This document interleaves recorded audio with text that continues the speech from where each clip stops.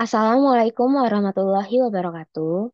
Yang saya hormati Bapak Joko Suharyanto, SE MM CPOD, selaku dosen dari mata kuliah Manajemen Hubungan Industrial, serta teman-teman dari kelas MJ701 yang saya banggakan.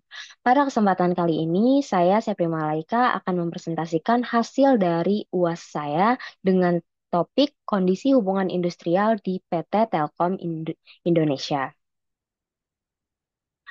Pada presentasi kali ini, saya akan membagi menjadi 4 bagian. Yang pertama ada situasi isu hubungan industrial, yang kedua analisis isu hubungan industrial, yang ketiga dampak dari isu hubungan industrial, dan yang terakhir strategi penyelesaian isu.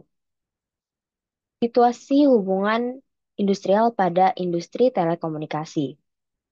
Kondisi hubungan industrial di industri telekomunikasi Indonesia saat ini sedang mengalami dinamika yang cukup signifikan, terutama akibat proses konsolidasi dan efisiensi pasca merger beberapa operator besar.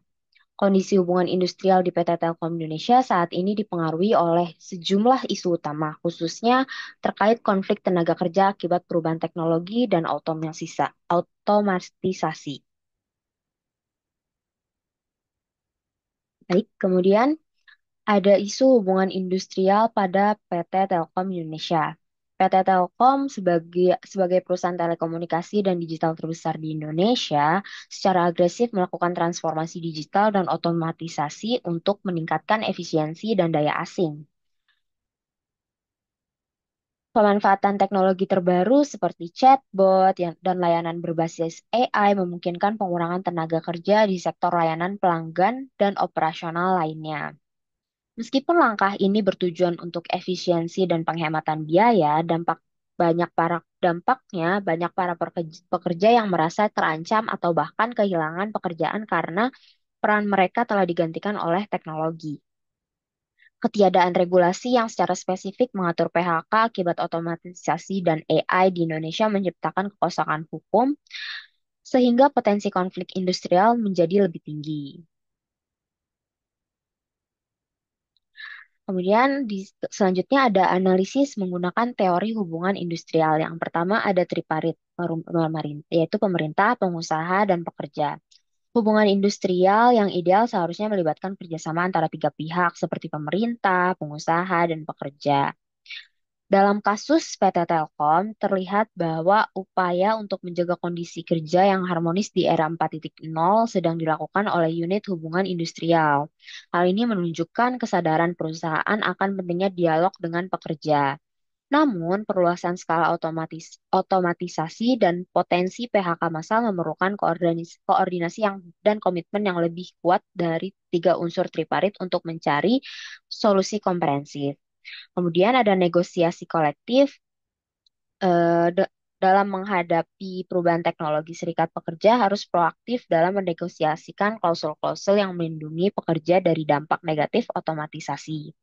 Nah, kemudian ada hukum ketenagakerjaan. Undang-Undang Nomor 13 Tahun 2003 tentang Ketenagakerjaan serta Peraturan Pemerintah Nomor 35 Tahun 2021 dan Undang-Undang Nomor 11 Tahun 2020, Undang-Undang Cipta Kerja untuk menjadi dasar hukum dalam hubungan industrial. Namun, seperti yang disebutkan, regulasi yang ada belum sepenuhnya mengakomodasi dampak transformasi digital, khususnya terkait PHK akibat penerapan teknologi canggih. Hal ini menjadi tantangan nantinya untuk hukum ketenagakerjaan di Indonesia. Nah, kemudian selanjutnya ada dampak dari isu hubungan industrial. Pertama terhadap bisnis, yaitu PT Telkomnya. Yang pertama itu ada peningkatan efisiensi dan produktivitas. Nantinya otomatisasi ini dapat mengurangi biaya operasional dan meningkatkan kecepatan layanan. Kemudian ada risiko reputasi. Jika penanganan PHK itu tidak ditangani dengan baik, dapat merusak reputasi si PT Telkomnya. Kemudian ada potensi dari sengketa hukum. PHK yang tidak sesuai prosedur nanti dapat memicu gugatan hukum yang merugikan perusahaan secara finansial dan reputasi. Kemudian ada dari dampak terhadap pada pekerja. Yang pertama sudah paling tentu kehilangan pekerjaan. Itu dampak yang paling langsung dirasakan oleh para pekerja. Kemudian ada penurunan kesejahteraan bagi yang terdampak nantinya akan kehilangan tunjangan, kehilangan fasilitas perusahaan. Kemudian ada stres dan kesehatan mental. Ketidakpastian dan tekanan kerja akibat perubahan dapat dapat berdampak negatif bagi para pekerja. Kemudian dampaknya terhadap masyarakat.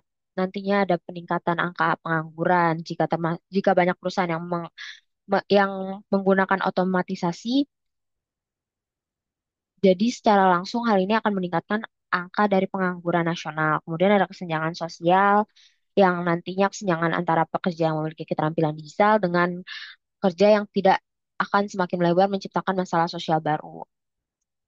Kemudian ada dampak pada ekonomi lokal, PHK sebesar-besaran dapat mengurangi daya beli masyarakat di sekitar lokasi perusahaan.